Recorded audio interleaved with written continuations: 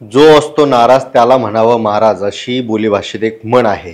हा एक गमतीचा भाग जरी असला तरी राज्याच्या राजकारणात नाराज आमदारांना फारसं महत्त्व न दिल्यामुळं त्यांची नाराजी दिवसेंदिवस वाढत चाललेली आहे असं एकंदरीत पाहायला मिळतंय. आणि सध्याचा विचार केला तर अगदी कॅबिनेट मंत्र्यापेक्षाही नाराज आमदारांची चर्चा जास्त ऐकायला येते.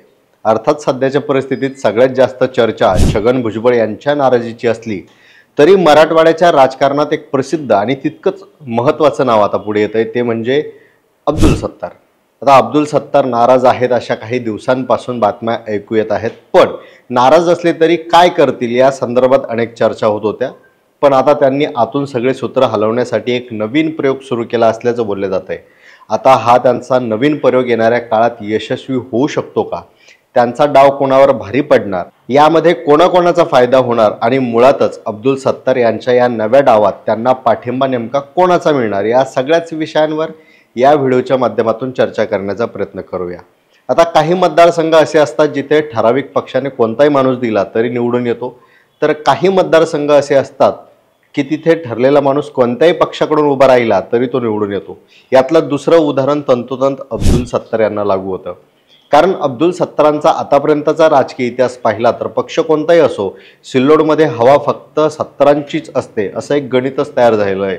पण या गणितात 2024 मध्ये अनेक अडचणी आल्या. त्या अडचणी इतक्या वाढत गेल्या की अगदी मतमोजणीच्या दिवशी सिल्लोडमध्ये जो गोंधळ झाला किंवा मग फेर मतमोजणी करावी लागली, यामुळे निश्चितच अब्दुल सत्तार यांच्या वर्चस्वाला कुठेतरी धक्का लागला अशी चर्चाही व्हायला लागली. अर्थात त्यानंतर ते विजयी झाले, पण अब्दुल सत्तारांचा करेक्ट राजकीय कार्यक्रम करण्यात आलाय का असा प्रश्न निर्माण झाला.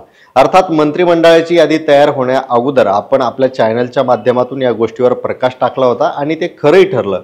पण मुद्दा हा आहे की सत्तार यांच्या सारख्या नेतृत्वाला जर मंत्रिपद मिळत नसेल तर सत्तार करतील तरी काय, हाच प्रश्न भुजबळांच्या बाबतीतही उपस्थित केला गेला होता. पण आता त्यांनी जे काही डाव टाकले ते अजितदादाचं टेन्शन वाढवणारे आहेत असं दिसतंय. तसेच डाव अब्दुल सत्तारही टाकत असल्याचं बोललं जात आहे. आता या ज्या चर्चा सुरू आहेत या चर्चा सुरू होण्या पाठीमागचं कारण म्हणजे संदीपान भुमरे यांचे चिरंजीव विलास भुमरे यांची त्यांनी घेतलेली भेट.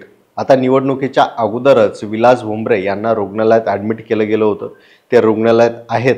निवडणूक आणि त्यानंतरच्या सगळ्या गडबडीत त्यांना भेटता आलं नाही, म्हणून आता भेट घेतली असं कारण अब्दुल सत्तार यांचे समर्थक सांगत आहेत. पण त्याच्या पाठीमागचं गणित आपल्याला लक्षात घ्यावं लागेल की छत्रपती संभाजीनगरचे अगोदरचे पालकमंत्री संदीपान भुमरे होते. संदीपान भुमरे खासदार झाल्यानंतर ते पद अब्दुल सत्तारांना देण्यात यावं या संदर्भातल्या अनेक चर्चा सुरू झाल्या होत्या.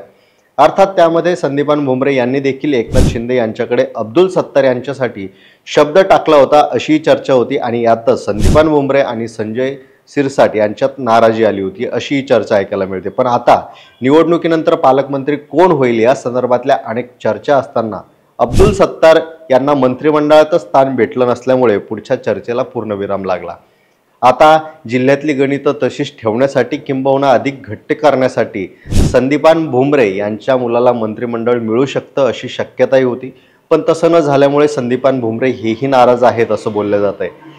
दुसरी बाजू अशी की विलास भुमरे हे रुग्णालयात आहेत आणि त्यांना त्यामुळे आमदारकीची ही शपथ घेता आली नाही, म्हणून त्यांना मंत्रिपद मिळालं नाही असंही कारण सांगितलं जातं. पण त्याच्यामध्ये किती तथ्य आहे हा एक वेगळा चर्चेचा विषय होऊ शकतो. पण संदीपान भुमरे खरोखरच नाराज असतील आणि विलास भुमरे यांना मंत्रिमंडळात स्थान मिळणार नसेल तर अब्दुल सत्तार याचा फायदा घेऊ शकतात.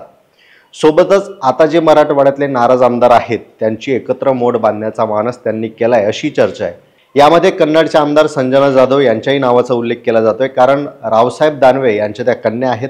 दुसरी महत्त्वाची गोष्ट म्हणजे लाडक्या बहिणीचा फॅक्टर चालल्यामुळे आणि शिंदे सेनेत फारशा महिला आमदार नसल्यामुळे संजना जाधव यांची मंत्रिमंडळात वर्णी लागेल असं बोललं जात होतं. पण एकनाथ शिंदे यांच्याकडून मंत्रिमंडळात त्यांची वर्णी लागली नाही, त्यामुळे रावसाहेब दानवे हेही नाराज असल्याची चर्चा आहे. आतापर्यंत सत्तार आणि दानवे यांचा इतिहास जर आपण पाहिला तर त्यांच्यात वाद निश्चितच आपल्याला पाहायला मिळतात. पण राजकीय पातळीवर भूमिका जुळवून घेण्याचा देखील त्यांचा एक इतिहास आहे. त्यामुळे संजना जाधव, विलास भुमरे, अब्दुल सत्तार म्हणजे छत्रपती संभाजीनगरातले हे 3 आमदार वेगळी वाट पकडून जिल्ह्याभरात वेगळं वातावरण निर्मिती करू शकतात. त्याच्या पुढेही जाऊन असं बोललं जातं की जालना असेल, बीड असेल, परभणी, नांदेड, लातूर, हिंगोली एकंदरीतच मराठवाड्यातल्या या शहरात किंवा त्या जिल्ह्यात सगळ्या नाराज आमदारांना एकत्र करून एकनाथ शिंदे यांच्यावर दबावाचं राजकारण करणार असल्याची ही शक्यता बोलली जाते। आता अब्दुल सत्तार यांनी हा जो नवीन डाव टाकण्याचा प्रयत्न सुरू केला आहे तो खरोखरच प्रभावी ठरेल का, त्याचा प्रभाव मराठवाड्याच्या राजकारणात पडेल का आणि या दबाव तंत्रामुळे एकनाथ शिंदेंना मंत्रिमंडळ संदर्भात पुन्हा काही वेगळे निर्णय घ्यावे लागतील का, या संदर्भात तुम्हाला काय वाटतं कमेंट करून नक्की सांगा। धन्यवाद।